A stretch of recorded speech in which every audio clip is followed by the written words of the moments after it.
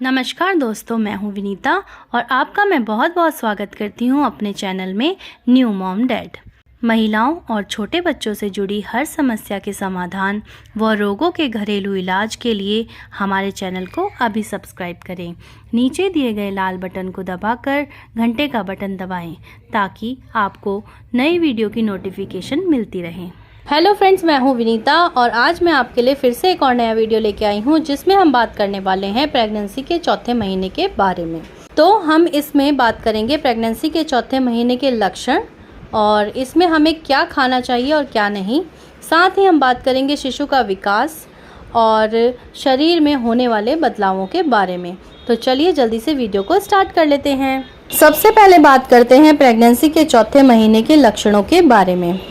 Pregnancy के चौथे महीने में आपको काफ़ी सारी परेशानियों से गुजरना पड़ता है क्योंकि आपके गर्भ में पल रहे शिशु का आकार और वजन बढ़ना शुरू हो जाता है।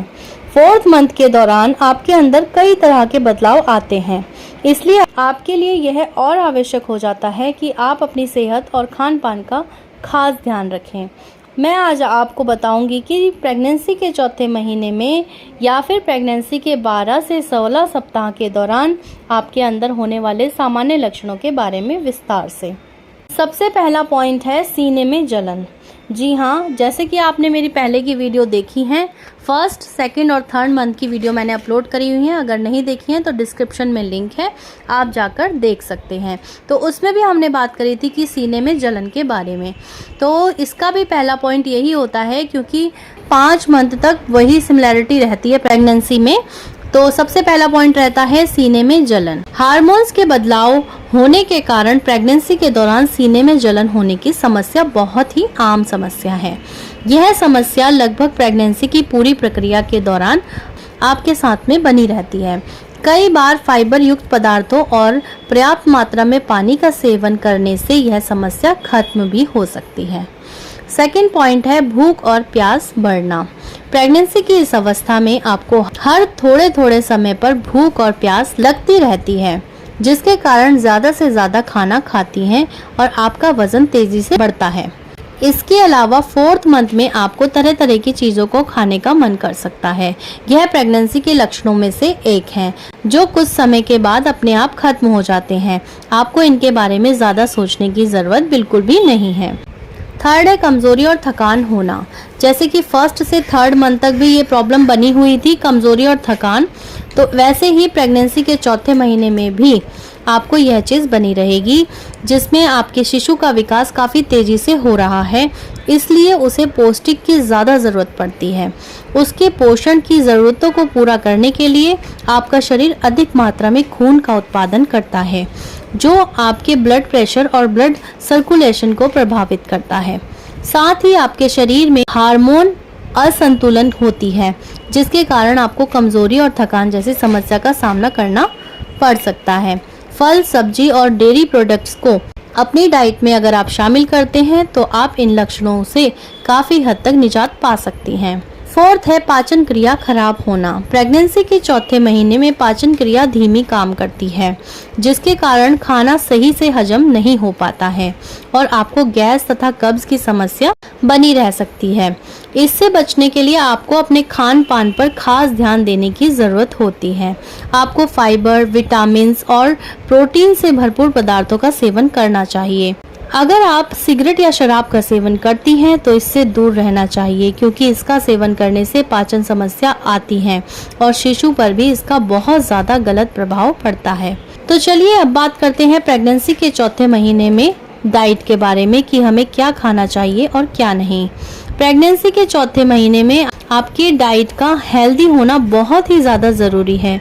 आपके गर्भ में पल रहे शिशु को इस दौरान पौष्टिक की बहुत ज़्यादा ज़रूरत होती है क्योंकि इस दौरान इसका विकास काफ़ी तेज़ी से होता है। प्रेगनेंसी के 16th वीक में शिशु की ज़रूरतों को पूरा करने के लिए आपका शरीर अधिक मात्रा में खून का निर्माण करना शुरू कर देता है, जिसकी वजह से आप कई तरह से प्रभावित होती हैं और सही से ध्यान ना देने पर आपके सामने परेशानियां भी खड़ी हो सकती हैं।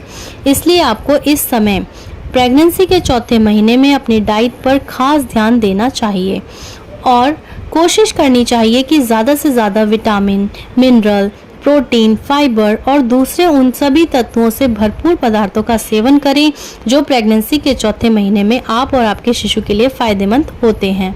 साथ ही उन सभी चीज़ों से दूर रहें और परहेज भी करें जो आप दोनों के लिए नुकसानदायक हो सकती हैं। फर्स्ट पॉइंट है फाइबर। गर्भावस्था के चौथे महीने में पाचन क्रिया धीमे काम करने लगती है, जिसके कारण कब्ज की समस्या होना आम बात है।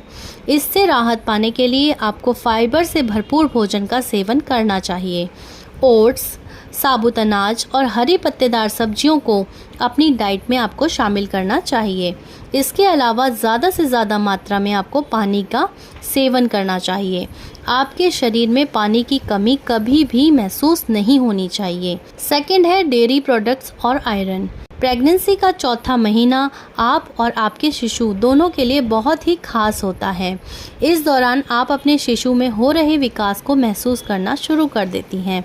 शिशु की हड्डियों के ढांचे बनने शुरू हो जाते हैं और उसे भारी मात्रा में कैल्शियम की ज़रूरत होती है। कैल्शियम की ज़रूरत को पूरा करने के लिए आप डेयरी प्रोडक्ट्स जैसे दूध, दही, पनीर आदि को अपनी डाइट में ज़रूर शामिल कर सकती हैं। इसके अलावा प्रेगनेंसी के चौथे महीने में आपके शिशु को आयरन की भी ज़रूरत होती है। उसके विकास में किसी तरह की कोई भी बाधा ना हो, इसलिए आप अपने खान पान में आयरन से भरपूर पदार्थों को शामिल करें। ऐसी स्थिति में आप सेब, दाल, पालक का सेवन फायदेमंद होता है। फल में विटामिन और खनिज पाए जाते हैं, इसलिए दूसरे फलों का सेवन भी करना चाहिए। और किसी तरह की कोई भी कन्फ्यूज़न या परेशानी आपको महसूस होती है तो आप अपने डॉक्टर से ज़रूर कंसल्ट करें। नेक्स्ट है फैटी एसिड। फैटी एसिड का सेवन आपके शिशु के विकास में मदद करता है। साथ ही यह प्रेगनेंसी, शिशु की सेहत और डिलीवरी से संबंधित होने वाले खतरों की संभावनाओं को भी खत्म करता है। प्रेगनेंसी के चौथे महीने में शिशु का विकास काफ़ी तेज़ी से होता है, इसलिए यह आवश्यक है कि आप अपने खान पान में फैटी एसिड को शामिल करें। अब बात करते हैं प्रेगनेंसी के चौथे महीने में शिशु का विकास।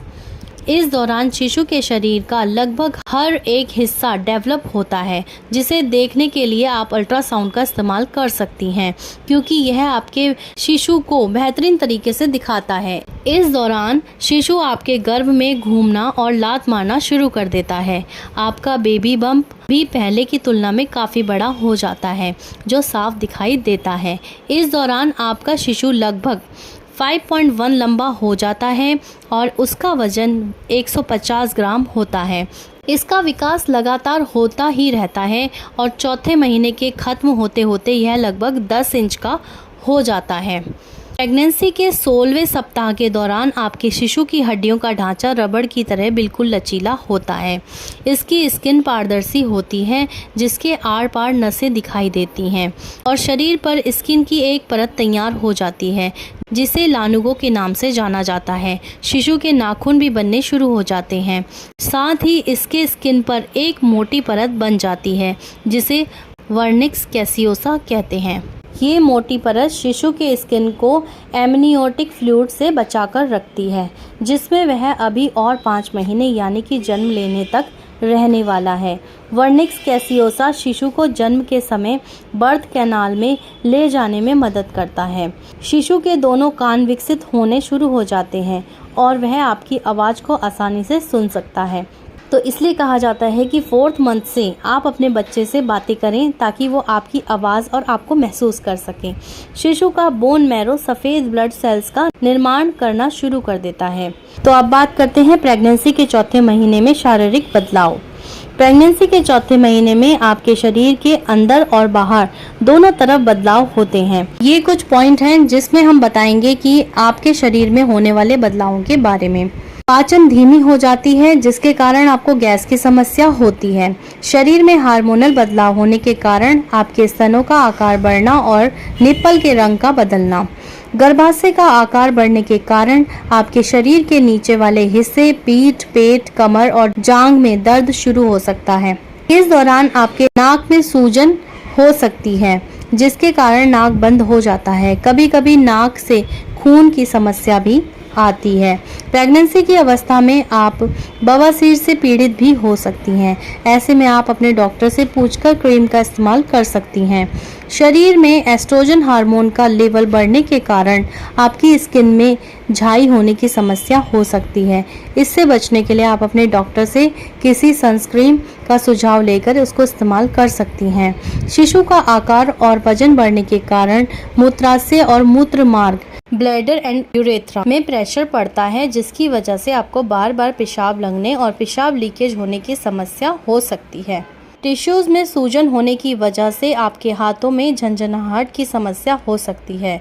शरीर में ज़्यादा खून की वजह से नसों पर प्रेशर पड़ता है। वेरिकोज वेन्स की समस्या होना आम बात है। तो फ्रेंड्स, ये था एक वीडियो जिसमें मैंने आपको बताया चौथे महीने के बारे में। फिर भी अगर आपको कोई भी बीमारी या कोई भी परेशानी आपको महसूस होती है तो अपने डॉक्टर से कोई भी बात करने में ना शर्माएं। बेझिझक अपने डॉक्टर से बात करें। खुश रहें और इस खूबसूरत पल को आनंद से बिताएं। वीडियो अच्छी लगी हो तो लाइक करें, शेयर करें एंड सब्सक्राइब करें। अगर आपको कुछ पूछना है तो आप कमेंट्स भी कर सकते हैं। तो फ्रेंड्स, फिर मिलते हैं नेक्स्ट वीडियो में। Thank you.